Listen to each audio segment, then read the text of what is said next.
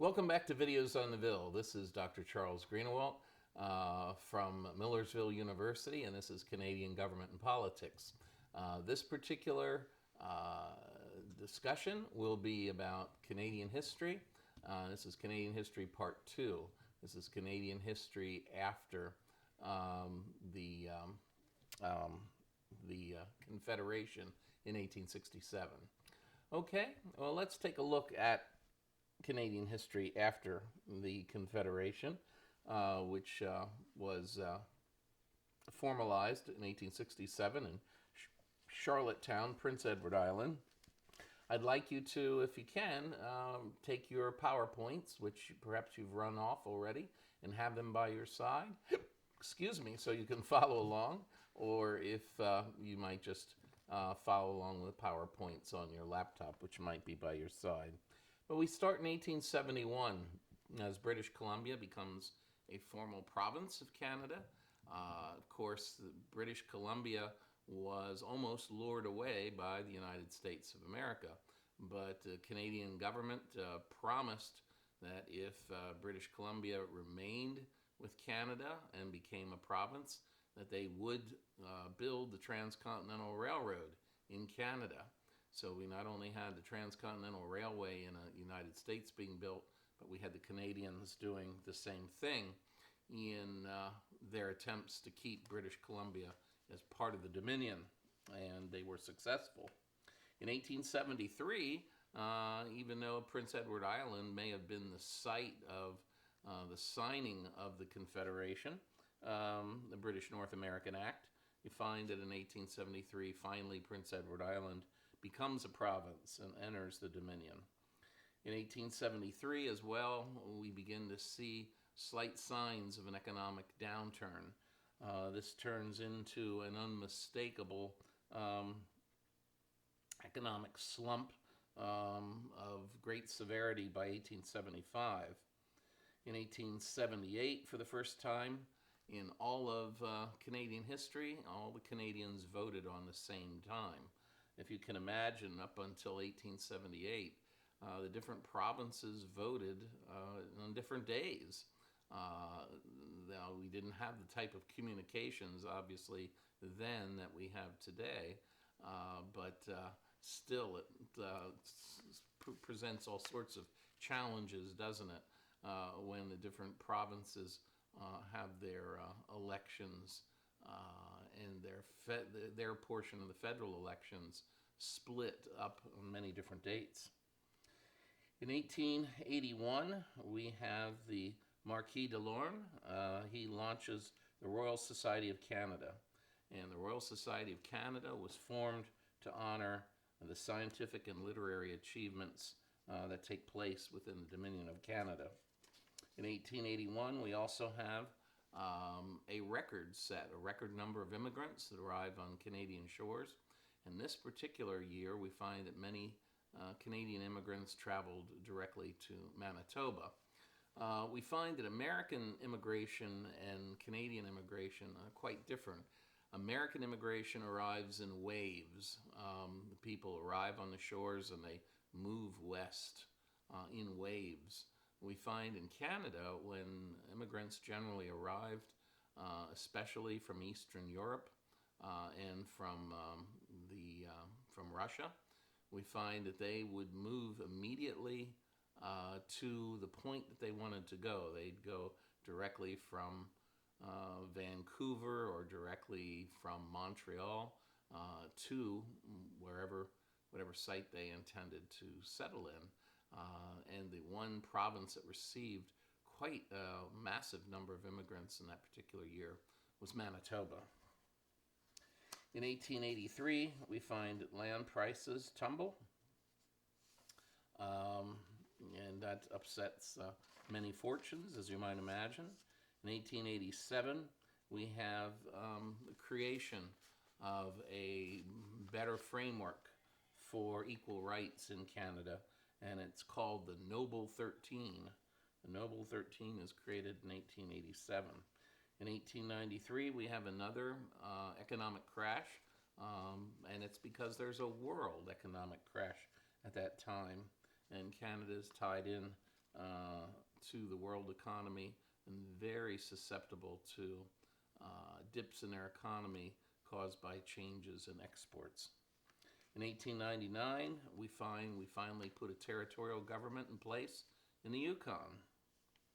In 1900, we pass the Federal Grains Act, and we find that this tries to regulate the harvest, impose regulations, and put inspectors in the fields, but this was largely an ineffective government policy by the Canadians, but they felt that they had learned how they could handle agricultural policy better from their failures in 1900. In 1902, we have the Socialist Party of Canada wins 2 seats in the British Columbia legislature for the first time. In 1905, we have this awareness on the part of the Canadians, a greater awareness that their interests perhaps don't always align identically with the British Empire, that they have their own interests to look after. But in 1905, we find that the Canadian government in Ottawa is trying to tamp down, trying to preempt any pressure from London that Canada would play a greater role in imperial defense. We find that all through the history of the British Empire, we have Australians, New Zealanders, and particularly Canadians who are used as shock troops in one military venture or another. For example, most of you are not familiar in 1943 with the landings at Dieppe. We wanted to test Hitler's Atlantic Wall, so we threw a group of Canadian soldiers against it by themselves at Dieppe in France in 1943, and virtually they were all lost. It's a chapter of World War II history that's largely lost on Americans, but not on Canadians. In 1907, the country survives another recession, and by 1912, it evolved into a worldwide depression at that time. And that led to 1913 and 1914 with the change in weather in Western Canada, the prairies in Canada, Manitoba, Saskatchewan, Alberta, they suffer the first widespread crop failures in over a decade at that point. In 1917, of course, we're in the midst of during the First World War. We find one of the most awful historical events ever took place for a city, particularly in the West. We find that there was a large munition ship that was coming into the harbor in Halifax, and there was an accident. The ship exploded, and it took 1/3 of the city with it. You find that the city of Halifax was devastated. When you visit Halifax today as a tourist, you can visit the site, and you can watch film about it and see many, many exhibits. It was one of the most awful accidents ever in a Western city. In 1921, we had the creation of the Canadian and Catholic Confederation of Labor. And in 1921, you find that Canadians, for the first time, elect their first minority parliament. And you find that in 1921 now, which is something that is well established, that Canada tends to vote in regional patterns, regional geographic patterns. You saw this first appearing in a big way in 1921. In 1925, we have all the maritime provincial governments, Prince Edward Island, Nova Scotia, and New Brunswick. They're all run by the Conservative Party. In 1929, we have a drought, which again devastates most of the Canadian harvest. In 1930, you have the Canadian Prime Minister, Bennett, Richard Bedford Bennett. Richard Bennett summoned the new Parliament into session, and he ordered an emergency of $20 million for emergency relief for the Depression. By 1932, you indeed had the Depression having taken a grip in Canada as well as the United States, and we now had the fulfillment of the quotation of poverty in the midst of plenty. In 1935, we have Harry Stevens, who begins to try to rally people around his new Reconstruction Party.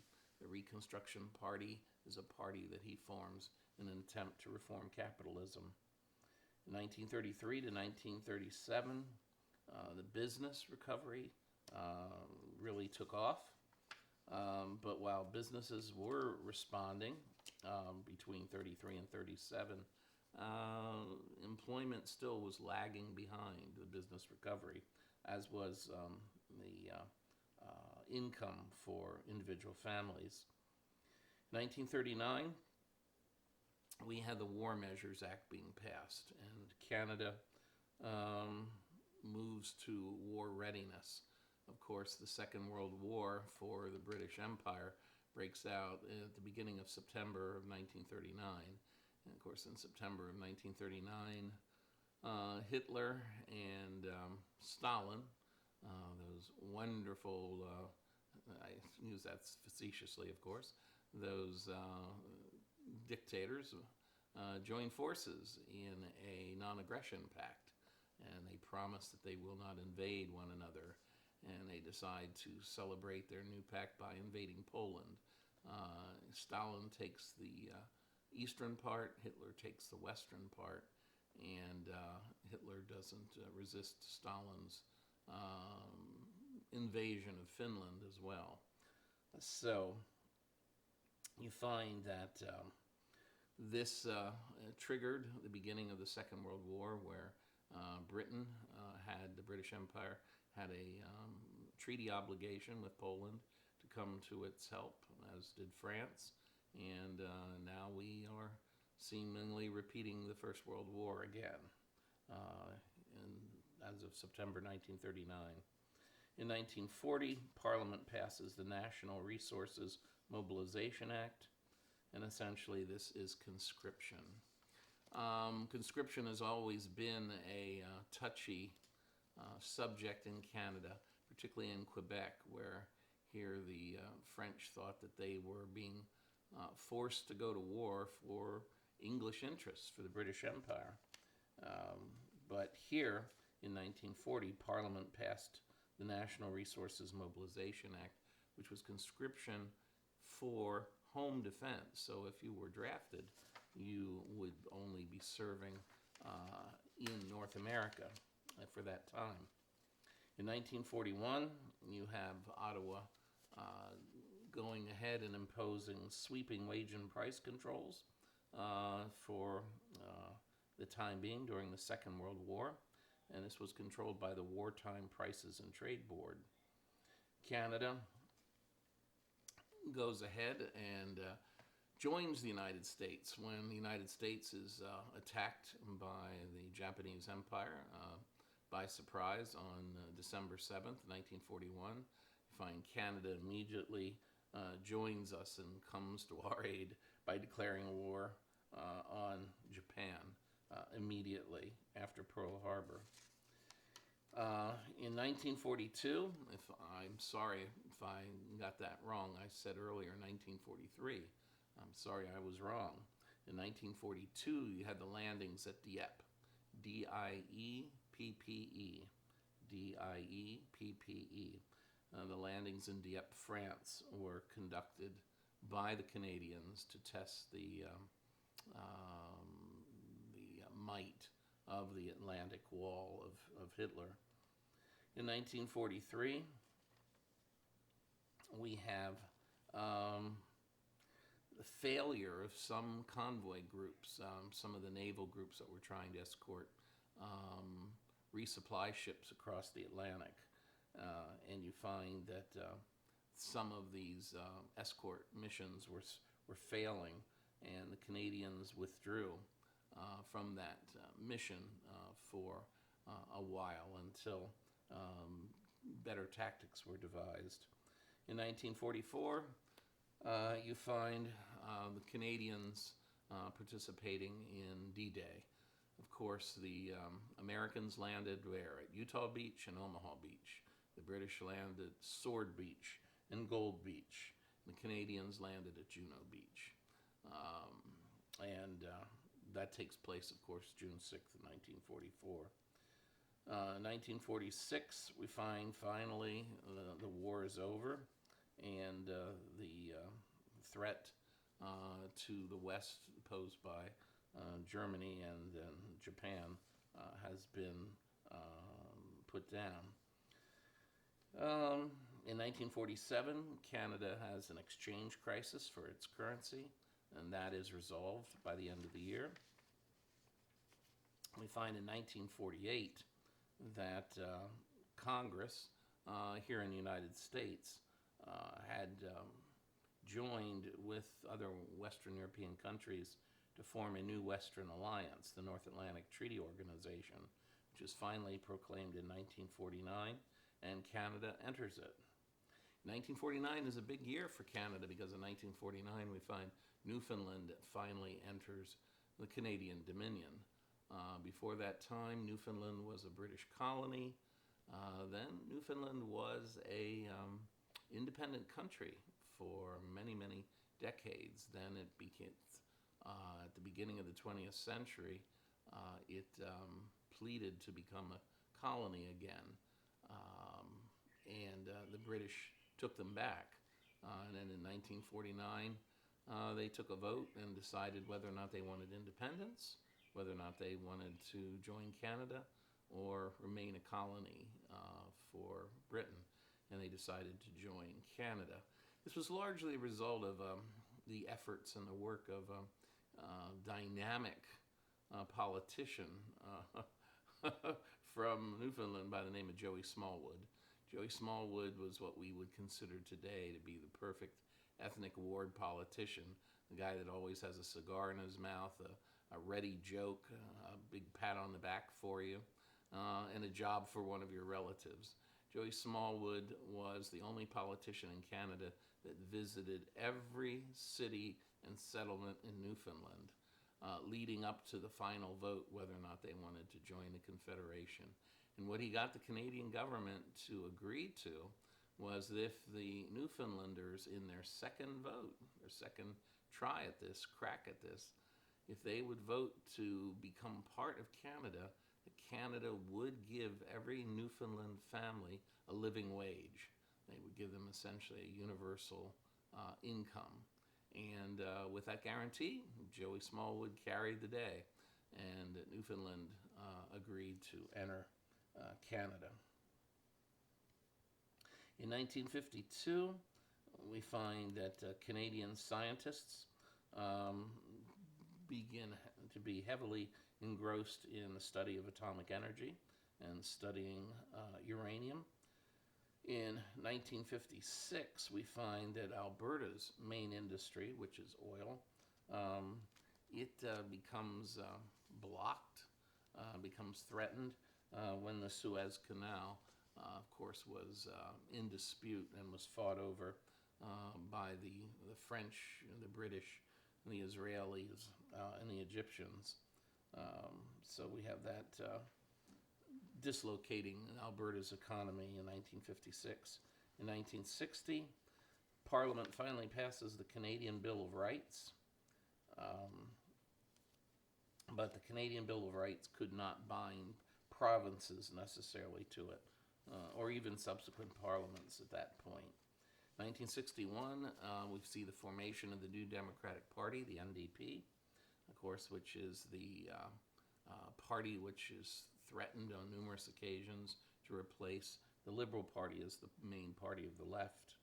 In 1965, we have the first stirrings of discontent in Canada against the war that's going on in Vietnam at that point. In 1967, we have the Royal Commission on Bilingualism delivering its first report. In 1973, we have the increase in the price of energy, and this pushed Canadian politicians to promise energy self-sufficiency. Of course, Canada could have energy self-sufficiency anytime they wanted if they were willing to what? To develop this tremendous amount of hydro power that they could have if they would build the sufficient number of dams to tap into that. In 1974, we have the Indigenous peoples of Canada. They become federally financed and become essentially an official pressure group in the Dominion. In 1978, we have the Immigration Act, which drops all racial restrictions on immigration. In, in 1982, Queen Elizabeth II comes to Canada and she signs the Constitution Act. The Constitution Act, of course, replaces the British North American Act. It replaces the British North American Act as the document which serves as the Canadian Constitution, so that amendments to the Constitution of Canada do not have to be sent to London. They do not have to be sent to Great Britain for approval. In 1990, we have the issue of free trade dominating the public agenda, and it's an issue just at the time again when there are uncertainties on the trade front. In 1991, the Gulf War, led by, of course, America at that point was led by President Bush Sr., and this war was, for the modern era, was Canada's least bloody war. In 1994, Canada helped replace the General Agreement on Trades and Tariff. The General Agreement on Tariffs and Trade, the General Agreement on Tariffs and Trade with the World Trade Organization. So GATT is replaced by the WTO. In 1999, we take the huge territory, the Northwest Territory, and we split it in two, and we give the eastern part, essentially, we give that in large measure to the Inuit people. And it becomes named as the eastern half of the Northwest Territories becomes named Nunavut. And Ilquat becomes its territorial capital. But this is the third territory of Canada now. Now you have the Yukon, you have the Northwest Territories, and you have Nunavut. In the year 2000, the famous Canadian Prime Minister, Pierre Elliott Trudeau, he passes in Montreal.